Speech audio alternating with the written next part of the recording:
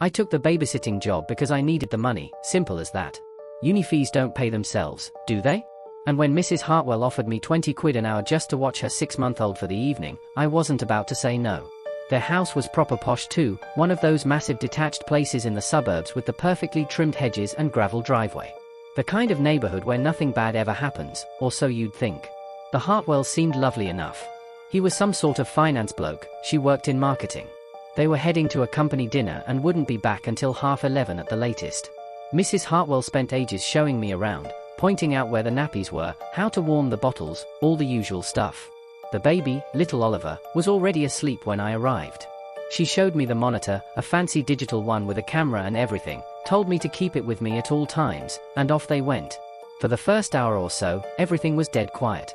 I sat on their massive sofa, scrolling through my phone, half watching some rubbish reality show on their telly.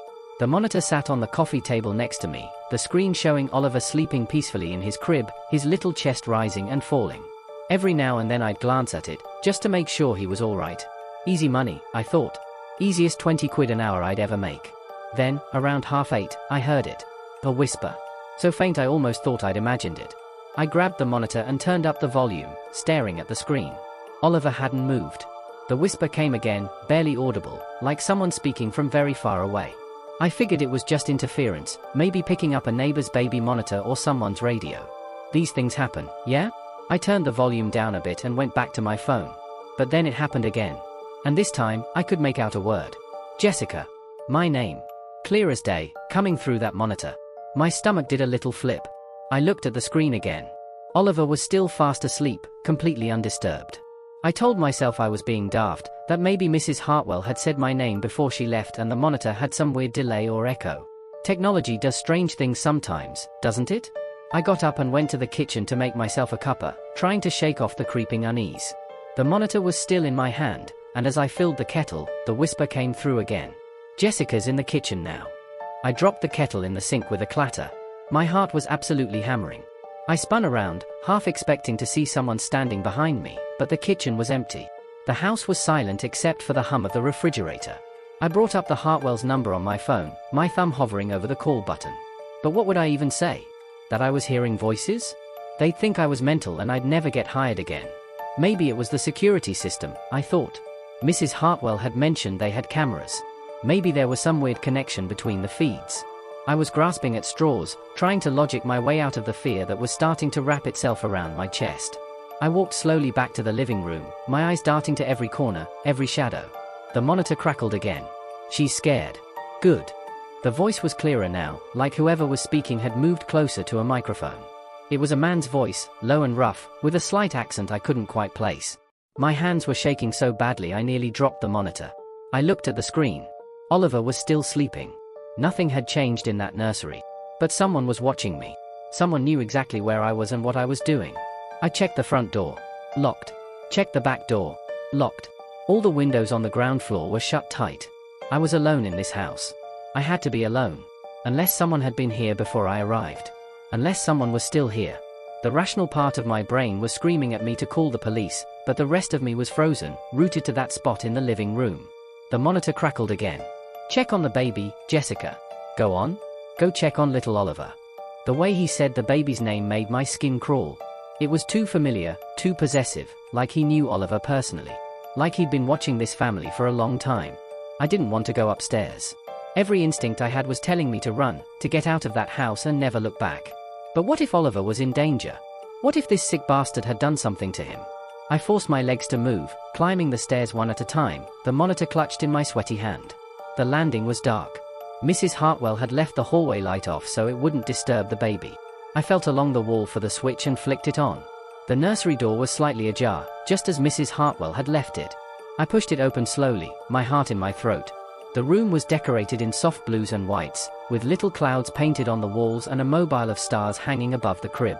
I stepped inside, and the floorboards creaked under my feet. I looked into the crib. Empty. The blankets were still there, arranged just as they had been, but Oliver was gone. My breath caught in my throat. I spun around, searching the room frantically. The changing table, the wardrobe, under the rocking chair. Nothing. No baby. But the monitor in my hand was still showing the feed from the camera mounted on the wall. I looked up at it, then back at the screen. The angle was right. I was standing exactly where I should be. But on the screen, Oliver was still in the crib, sleeping peacefully. That's when I heard it through the monitor. Breathing. Not the soft, tiny breaths of a baby, but slow, deliberate adult breathing, like someone savoring each inhale and exhale. The whisper came again, and this time it was right in my ear, coming from the monitor's speaker. "He's safe. For now. But you should leave, Jessica. Get out while you still can." I didn't need to be told twice. I bolted from that nursery, practically falling down the stairs in my panic. I ran for the front door, my fingers fumbling with the lock. Behind me, I heard a sound. A creak. Like a door opening somewhere in the house. I finally got the door open and ran out into the street, not stopping until I was at the neighbor's house, hammering on their door. The police came within minutes. I was a right mess, crying and babbling about voices and missing babies. They searched the house top to bottom while I sat in the back of a police car, wrapped in a blanket someone had given me. They found Oliver. He was in his parents' bedroom, in a bassinet I hadn't even noticed when Mrs. Hartwell had shown me around.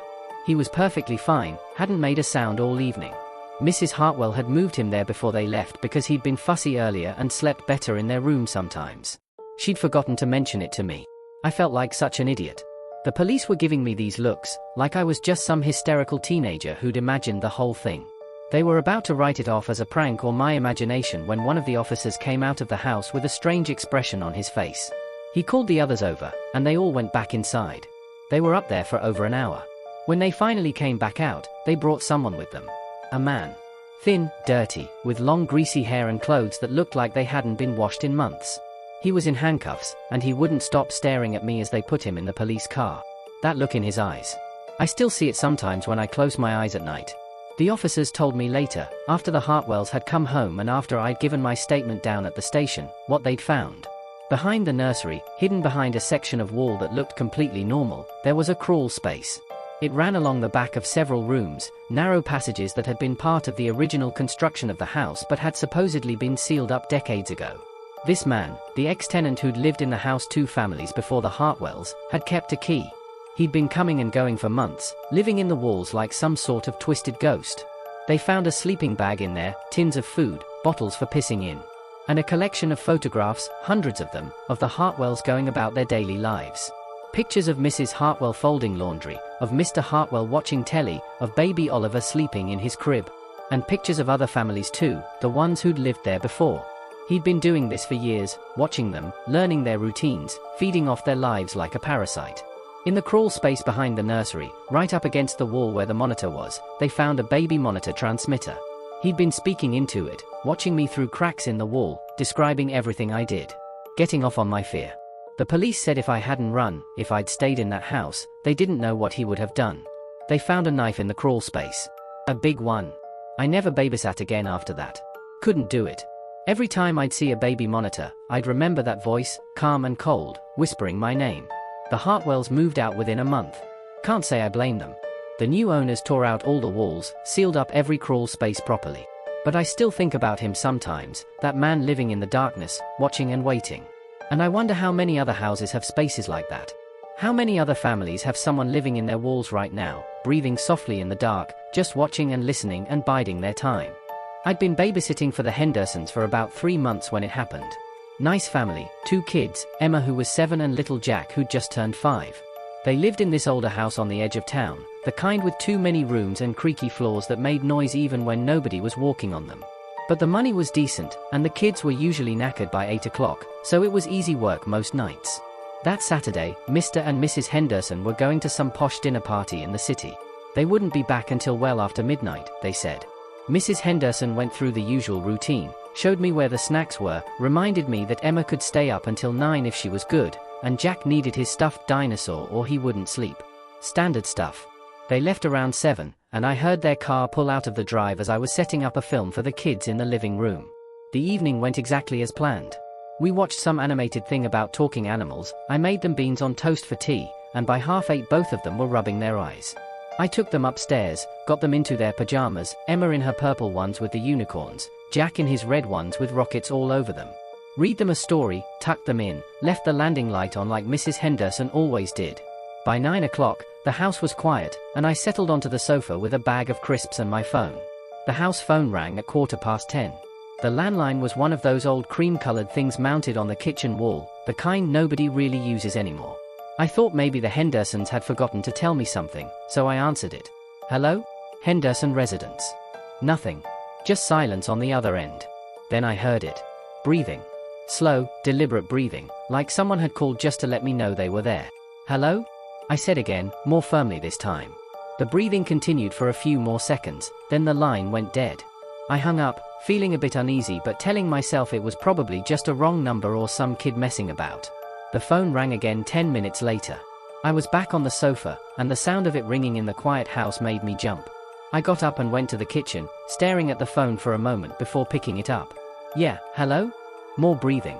Heavier this time, like whoever it was had been running or was deliberately trying to sound menacing. Listen mate, this isn't funny, I said. You've got the wrong number. I was about to hang up when I heard a sound in the background of the call. A creak. Like a floorboard shifting under someone's weight. The same kind of creak this house made. Then the line went dead again. My heart started beating faster. I checked the front door. Locked, chain on. Checked the back door in the kitchen. Locked. All the ground floor windows were shut tight. I went to the bottom of the stairs and listened. Nothing but silence from upstairs. The kids were asleep. Everything was fine. I was just being paranoid, letting some prank caller get into my head. I tried to distract myself, scrolling through social media, but I couldn't focus. The house suddenly felt too big, too empty. Every little sound made me tense up. The refrigerator humming. The heating pipes clicking. The wind outside rattling the windows. When the phone rang a third time at 20 to 11, I seriously considered not answering it. But what if it was the Hendersons? What if something had happened and they were trying to reach me? I picked it up. Who is this? The breathing again. But this time, after a long pause, a voice. Male, speaking barely above a whisper. Emma's wearing purple. Jack's wearing red. My blood went cold. The voice continued. With little rockets on them. He's holding that dinosaur, isn't he? The green one.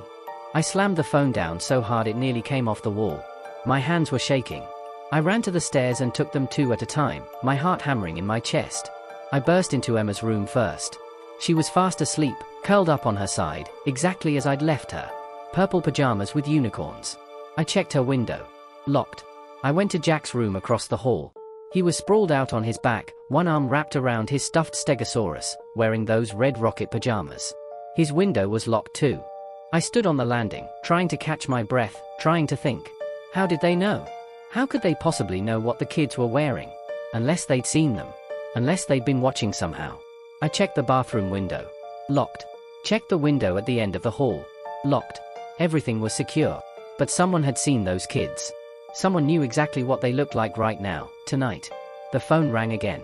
I stared down the stairs at the kitchen, where I could hear it ringing and ringing. I didn't want to answer it. Every instinct told me not to. But I had to know. I had to know who this was and what they wanted. I walked slowly down the stairs, each step feeling like it took forever. I picked up the phone. What do you want? My voice was shaking. You should check on them again, Aaron. He knew my name. This sick bastard knew my name. Make sure they're still sleeping. Make sure they're safe.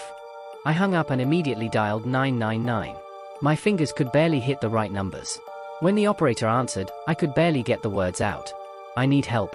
I'm babysitting and someone keeps calling. They're watching the house somehow. They know what the kids are wearing. They know my name. Okay, sir, I need you to calm down and tell me the address. I gave her the Hendersons' address, told her everything, about the calls, about the breathing, about what the man had said. She told me to stay on the line, that she was dispatching officers right away.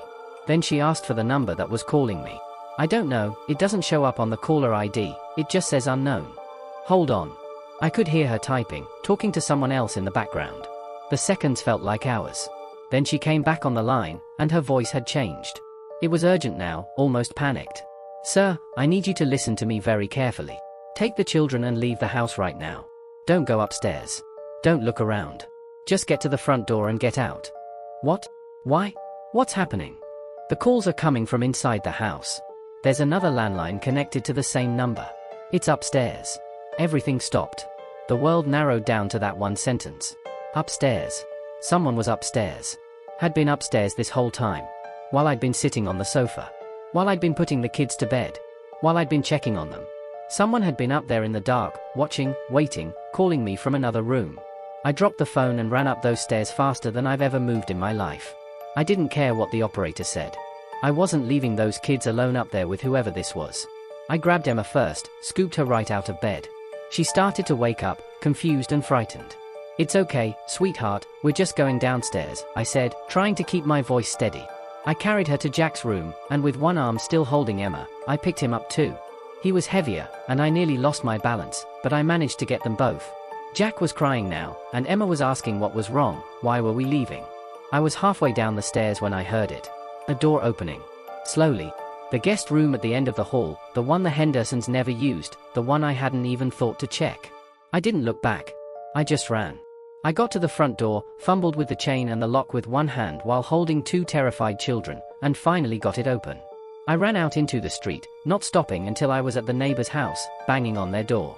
The police arrived within minutes, for cars with lights flashing. They went into the house with torches and radios, shouting commands to each other. I sat on the neighbor's steps with Emma and Jack, both of them crying now, not understanding what was happening. I tried to comfort them, told them everything was going to be all right, even though my own hands wouldn't stop shaking. It took them 20 minutes to clear the house. When they came out, they had someone with them. A man, youngish, maybe early 30s, wearing dark clothes and a beanie. He had his hands cuffed behind his back, and he was smiling. Actually smiling, like this was all some brilliant joke. One of the officers came over to me. "You all right, son?" I nodded, not trusting myself to speak. "We found him in the guest room," the officer said. He'd plugged an old phone into the wall jack up there. "Been sitting in the dark the whole time, watching you through the crack in the door. We found a knife on him too. A big one." My stomach lurched. I looked over at the man being put into the police car. He was still staring at me, still smiling. "How did he get in?" I managed to ask. "Back window in the guest room. Lock was broken, had been for a while apparently. The family probably didn't even know since they never used that room. He just climbed right in." The Hendersons came home to a street full of police cars and their children wrapped in blankets. Mrs. Henderson was in tears. Mr. Henderson looked like he was going to be sick. They kept thanking me, saying I'd saved their kids, but I didn't feel like a hero. I felt like I'd almost gotten them killed. If I hadn't called the police. If I'd waited even a few more minutes. If I'd left them up there while I ran outside like the operator told me to. They caught him because he already had a record. Breaking and entering, stalking, assault. He'd been out on parole for 3 months. The police said he'd probably been watching the house for weeks, waiting for the right opportunity. A night when the parents were gone and only a young babysitter was home. They found photos on his phone. Pictures of the house. Pictures of the Hendersons' car leaving. Pictures of me arriving that evening. He'd planned the whole thing. I never babysat again. Couldn't do it. Every time I'd hear a phone ring, my heart would start racing. The Hendersons moved out a few months later. Sold the house and moved closer to the city, somewhere with better locks and security cameras. I don't blame them one bit. Sometimes I still think about that night. About sitting on their sofa, completely oblivious, while someone watched me from upstairs. About those phone calls, that voice describing the kids' pajamas. About how close we came. How easily it could have gone differently. And I think about that smile. The way he looked at me as they took him away, like he'd won somehow. Like even though he'd been caught, he'd still managed to terrify me, to get inside my head. And I suppose he did. Because I've never felt safe in a quiet house since. I'd never been inside a proper Victorian house before the night I babysat for the Ashworths. The place was massive, all dark wood paneling and high ceilings, with these ornate light fixtures that looked like they belonged in a museum. Mrs. Ashworth had seemed a bit desperate when she'd called, said their regular sitter had cancelled last minute and they had tickets to the theatre they couldn't refund. She offered me 30 quid for just 4 hours, so naturally I said yes. Money's money, innit? Their son Max was only 3, proper adorable with these big brown eyes and curly hair. Mr. Ashworth gave me a quick tour whilst Mrs. Ashworth was getting ready. The house was like a maze, rooms branching off from rooms, narrow hallways that seemed to go on forever. "Don't worry about exploring," Mr. Ashworth said with a laugh. "Just stick to the ground floor and Max's bedroom upstairs. That's all you need." He showed me where everything was, the kitchen, the loo, the living room with its massive fireplace. Then we went upstairs to Max's room. It was a nice enough room, painted a cheerful yellow with toys scattered about and a little bed shaped like a racing car. But the thing that caught my attention was the portrait on the wall opposite the bed. It was huge, maybe 4 feet tall, in this heavy gilt frame that looked like it weighed a ton. The painting showed a man, probably in his 50s, with a stern face and dark eyes. He was dressed in Victorian clothing, all formal and stiff, and he was definitely not smiling. There was something unsettling about it, the way those painted eyes seemed to follow you around the room. "That's Edmund Ashworth," Mr. Ashworth said, noticing me staring. "Built this house in 1873. Been in the family ever since. We keep his portrait in here because, well, tradition really. He died in this room, actually. Family legend says he's still watching over the place." He chuckled like it was all a bit silly, but I noticed he wouldn't quite look at the painting himself. The Ashworths left around 7, and Max and I had a lovely time at first. We played with his toy cars, I made him fish fingers and chips for tea, and we watched a bit of cartoons. By 8:30 he was yawning, so I took him upstairs for bed.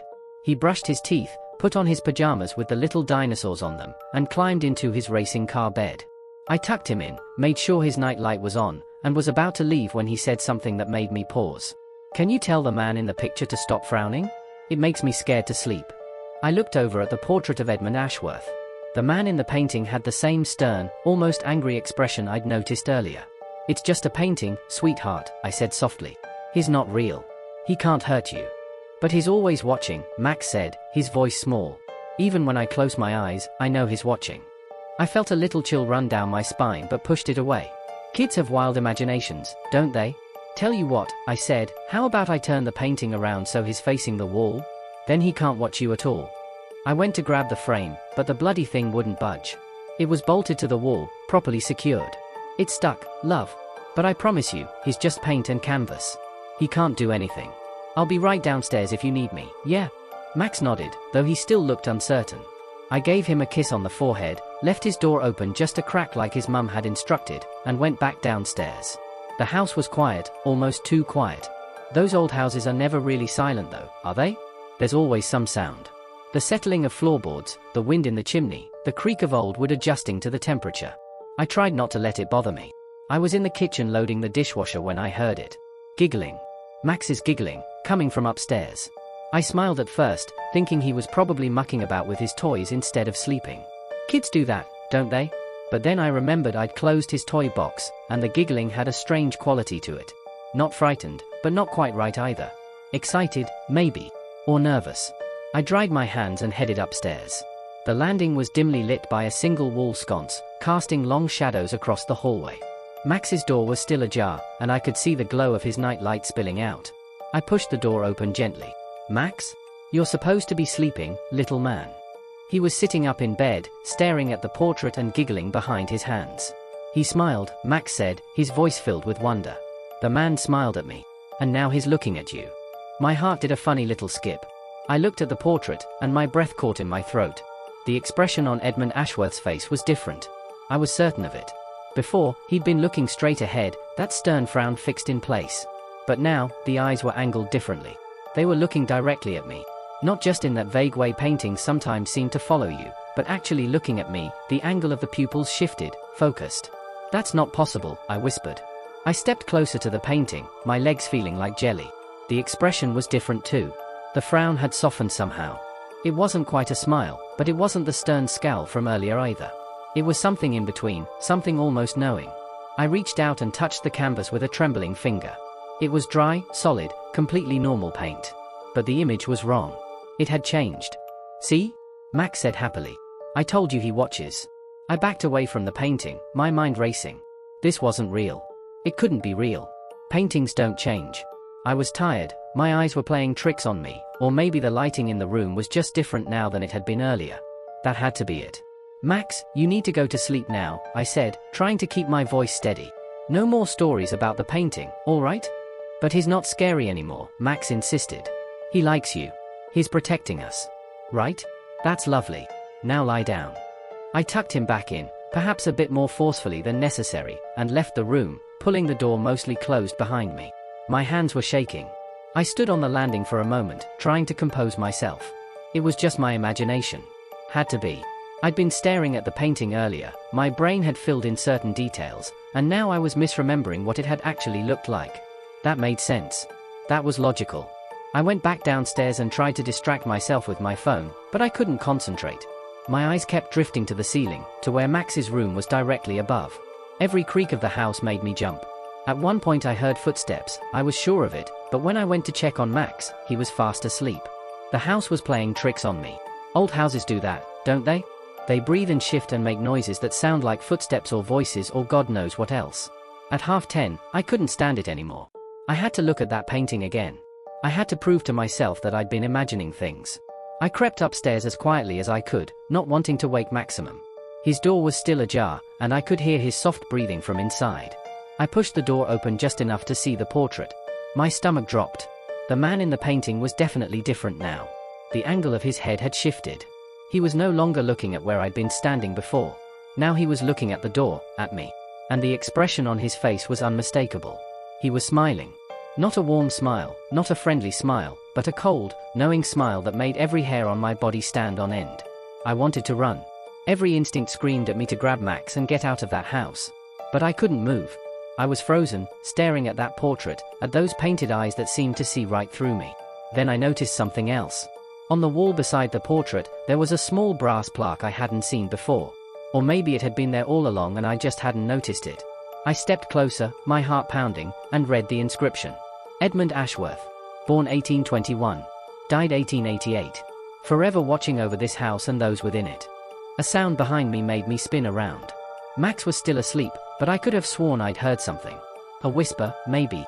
Or breathing. The room was freezing suddenly, cold enough that I could see my breath. The night light flickered. Once. Twice. Then went out completely, plunging the room into darkness except for the faint moonlight coming through the window. In that dim light, I could still see the portrait. And I watched, paralyzed with terror, as the painted mouth moved. Just slightly. Just enough to widen that smile. The eyes seemed to gleam in the darkness, reflecting light that shouldn't have been there. And then I heard it. A voice. Low and old and unmistakably coming from the direction of the portrait. Don't be afraid, child. I mean you no harm.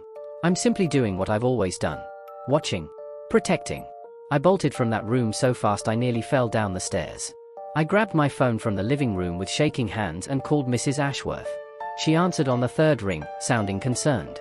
Lindsay? Is everything all right? Is Max okay? I need you to come home, I said, my voice barely above a whisper. Right now. Please. What's happened? Is Max hurt? No, he's fine, he's asleep, but I need you to come home. It's the painting. The painting in Max's room. It's changed. It moved. It spoke to me. There was a long pause on the other end. Then Mrs. Ashworth's voice, very quiet. What did it say? It said it's protecting us. Mrs. Ashworth, what's going on? Why aren't you surprised? You know something about this. Another pause. Then a sigh. We'll be home in 20 minutes. Don't go back in that room. Stay downstairs. We're leaving now. She hung up before I could ask any more questions. I sat on the sofa, hugging my knees to my chest, staring at the ceiling. I could hear Max stirring above me, probably woken by my panicked exit. But I couldn't go back up there. I couldn't face that portrait again. The Ashworths arrived home in 15 minutes. They must have driven like maniacs through the city. Mrs. Ashworth went straight upstairs whilst Mr. Ashworth paid me, adding an extra 20 quid without a word. I could hear Mrs. Ashworth talking to Max, her voice calm and soothing. When she came back down with him in her arms, still half asleep, her face was pale. The portrait, she said quietly. It's back to normal. The expression, the angle of the eyes. Everything's as it was. But it changed, I insisted. I saw it. Max saw it. It smiled. It spoke. Mr. Ashworth cleared his throat. This house has a history, he said carefully. Edmund Ashworth was obsessed with protecting his home and his family. Before he died, he supposedly commissioned that portrait to be painted using special pigments, mixed with his own blood. Said it would allow him to watch over the house even after death. It's ridiculous, of course. Just a family story. But there have been incidents over the years. Times when the portrait seemed to know things. To warn us. To protect us. It's never been this active before, Mrs. Ashworth added. Never actually changed expression or spoke. I don't know why it happened tonight. Maybe it sensed something. Maybe it was trying to protect Max from something we couldn't see. Or maybe... She trailed off, looking uneasy. Maybe what? I asked. Maybe it was testing you. Making sure you were trustworthy. Making sure you'd keep Max safe. I left that house and I've never gone back. The Ashworths paid me for the evening and didn't ask me to babysit again. I didn't tell anyone about it for weeks, knowing they'd think I was mental. But I know what I saw. I know what I heard. That painting was alive somehow, watching and listening and protecting. Sometimes I wonder if it's still there, hanging in Max's room. Still watching over that little boy as he sleeps. And I wonder if the face in the painting ever changes for anyone else, or if I was special somehow. If Edmund Ashworth saw something in me that night, tested me, and decided I was worthy of his secret, I'll never know. But I'll never forget those painted eyes, following me around that room. And that smile. Cold and knowing and altogether too alive for something that should have been dead for over a century. I needed the work, proper desperate like. Rent was due and my student loan barely covered my course books, let alone food. So when this couple from out near the countryside offered me 40 quid for one evening's babysitting, I jumped at it. Didn't matter that their farmhouse was miles from anywhere, down these narrow winding roads with nothing but fields on either side. 40 quid was 40 quid. The prices seemed decent enough. Mrs. Price was a quiet woman, tired-looking, with these dark circles under her eyes like she hadn't slept properly in years. Mr. Price did most of the talking, showing me round the house whilst their two kids, Sophie and Daniel, watched telly in the living room. Sophie was 9, Daniel was 7, both well-behaved according to their dad. The house itself was old, one of those proper farmhouses with low ceilings and thick stone walls. It creaked and groaned like it was settling into the earth. Mr. Price showed me everything I needed to know. Where the snacks were, what time the kids needed to be in bed, emergency numbers on the fridge. Then he stopped in the hallway near the kitchen, in front of this heavy wooden door with a padlock on it. "This is the basement," he said, his voice suddenly serious. "Don't open it. Under any circumstances. It's unsafe down there, we're having work done, the stairs are rotted through in places. We keep it locked for a reason." "No worries," I said. "I won't go near it." Mrs. Price appeared behind us, wringing her hands. "I mean it," she said, and there was something in her voice that made me look at her properly. Fear. Real, genuine fear. "Promise me you won't open that door, Megan. No matter what you hear." That struck me as odd. No matter what I hear? What was I likely to hear from an empty basement? But I just nodded and promised, and they seemed satisfied enough. They left around 7:30, off to some anniversary dinner in town, wouldn't be back until after midnight.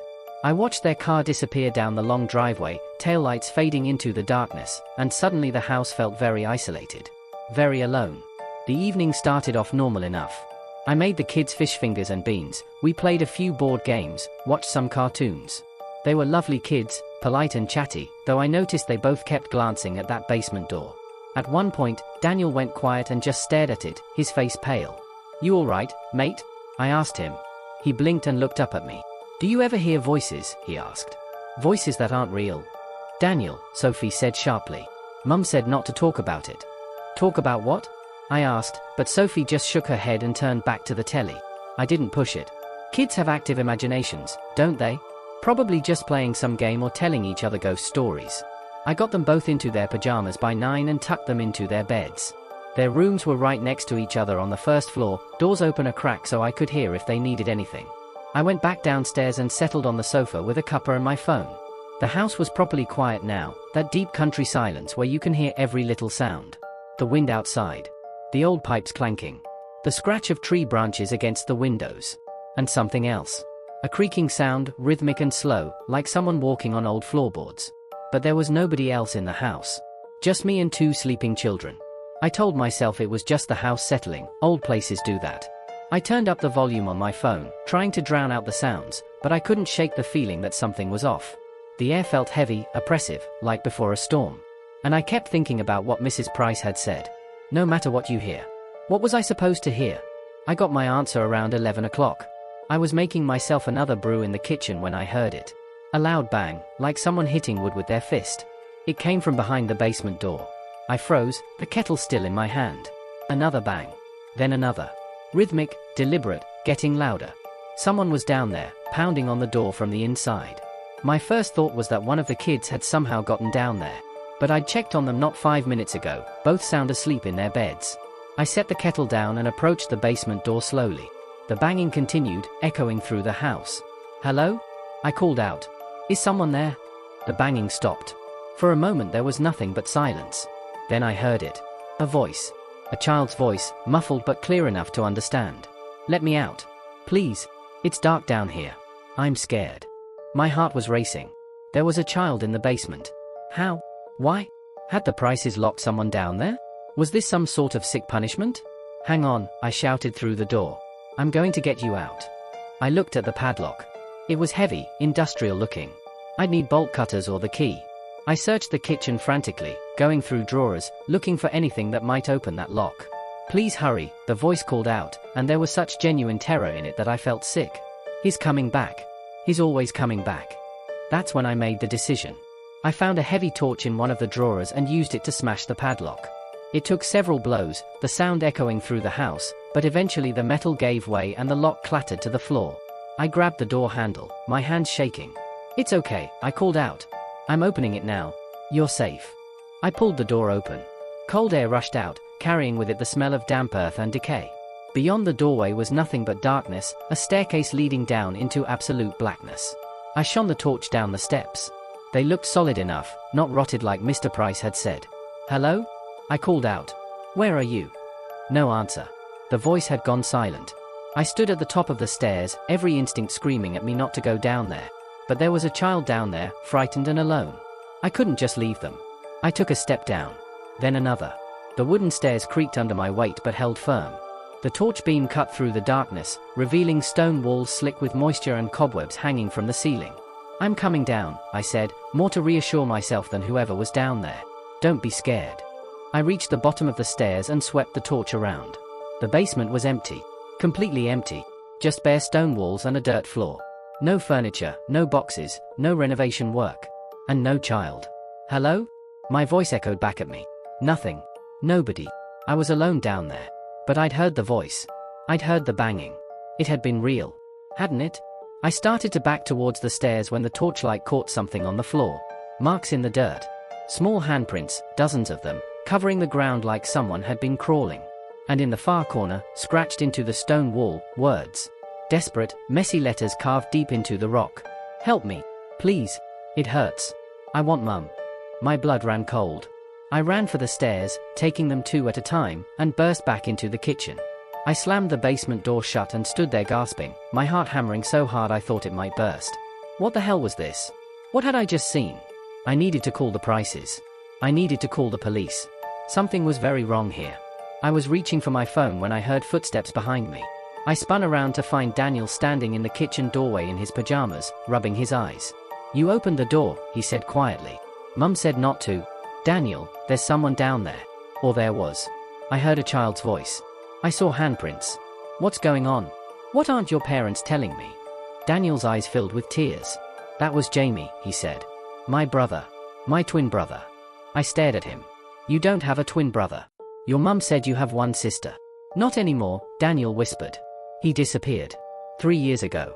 We were playing hide and seek and he went into the basement and he never came back out.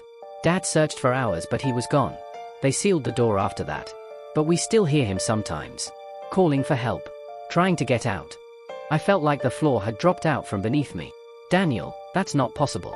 If your brother disappeared, the police would have searched." "They did search," he said. "They tore the basement apart. They dug up the floor. They found nothing. But Jamie's still down there. I know he is. I hear him crying at night." The front door opened and the Prices came in, home early, probably because I'd rung Mrs. Price's mobile about 6 times. They took one look at the broken padlock on the floor and Mrs. Price let out a sound that was half sob, half scream. "You opened it," she said. "Oh God, you opened it." There was a child's voice, I said desperately. "Calling for help. What was I supposed to do?" Mr. Price's face had gone grey. "There's no child down there," he said quietly. "Not anymore. Our son Jamie, Daniel's twin, he went missing 3 years ago. We searched everywhere. The police searched everywhere. They found no trace of him. But every babysitter we've had since then, they all hear the same thing. A child's voice begging to be let out. It's not real, Megan. It can't be real. Jamie's gone." "But the handprints," I said. "The writing on the wall. They've always been there," Mrs. Price said, tears streaming down her face. "From that day. The last evidence we have that our boy was ever down there. We keep the door locked because we can't bear to see them. Can't bear to hear his voice still calling out, trapped somewhere we can't reach." I left that house in a daze, barely remembering the drive home. The Prices paid me, even gave me extra, though Mrs. Price could barely look at me. Daniel stood in the hallway as I left, his small face pressed against the window, watching me go. Before I drove off, I glanced back at the house one last time. And I saw it. In the window of the basement, a small handprint pressed against the glass from the inside. Fresh. New. Like someone had just placed it there. I never went back. Never spoke to the Prices again.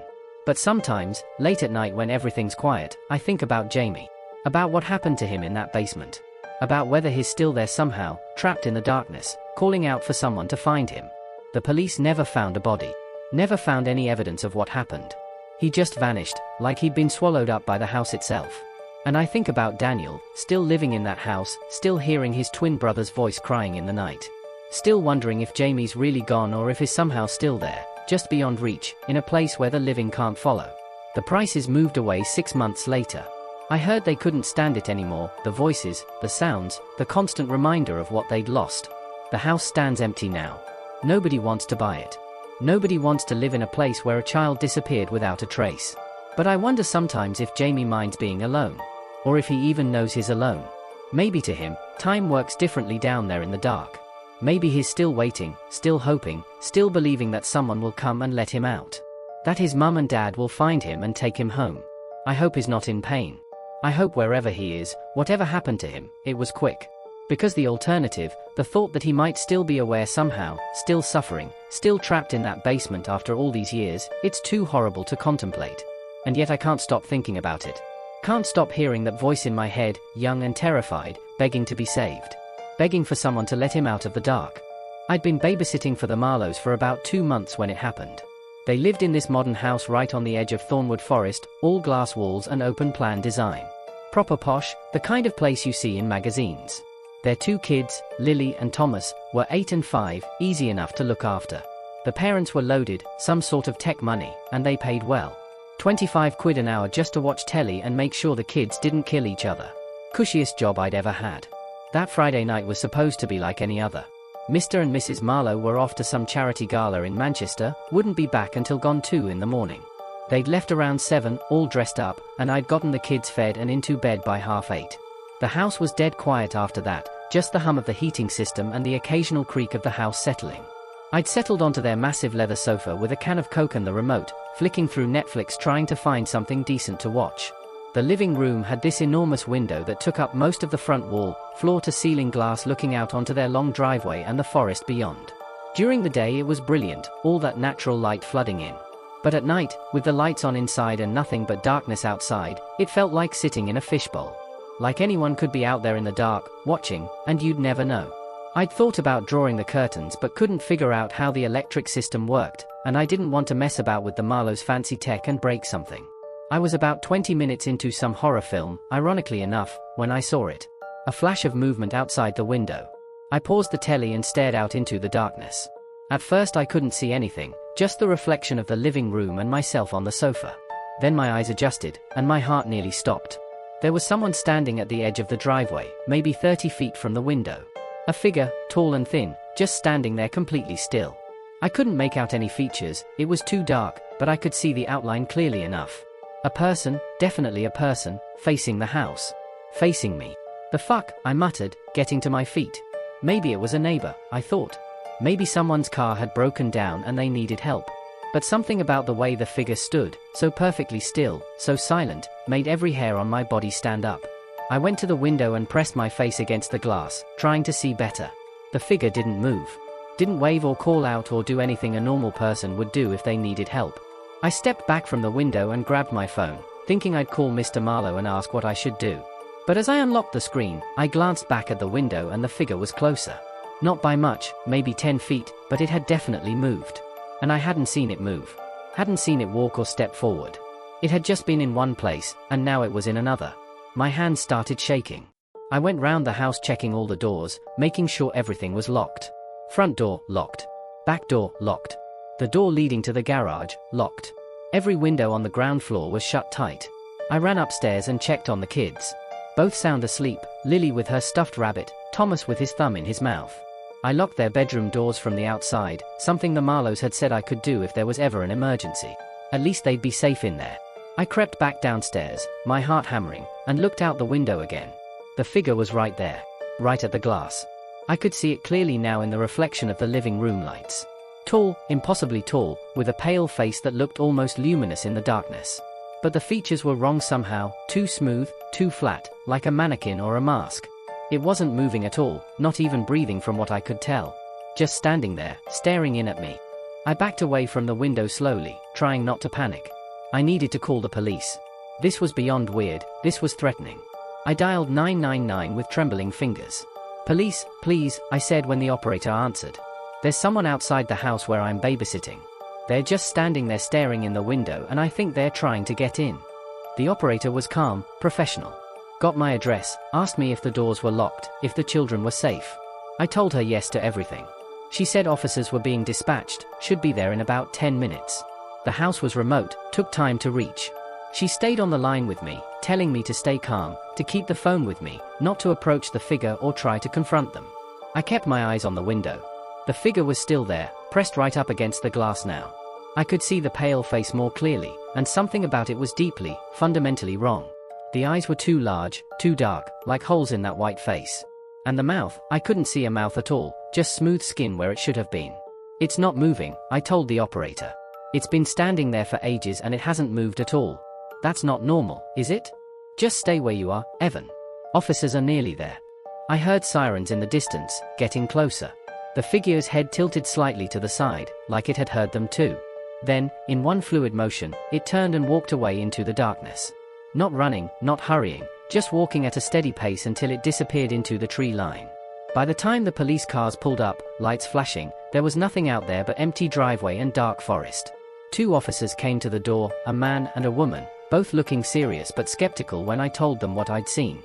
They searched the property with torches, checking the perimeter, looking for footprints or any sign of disturbance. But the ground was hard, it hadn't rained in days, and they found nothing. No footprints. No broken branches. No evidence anyone had been there at all. "You sure you saw someone?" the male officer asked, not unkindly. "Sometimes reflections can play tricks on you, especially with these big windows." "I know what I saw," I insisted. "There was someone standing right there, looking in at me. They finished their search and said they'd do extra patrols through the night, check back in an hour. They left, and I was alone again in that glass house, feeling exposed and vulnerable. I couldn't shake the image of that face, pale and smooth and wrong. I checked on the kids again, both still sleeping peacefully, then went back downstairs and forced myself to sit on the sofa, though every nerve in my body was screaming at me to run. The Marlowes came home around 2:30, both a bit tipsy from the gala. I told them what happened, about the figure and calling the police.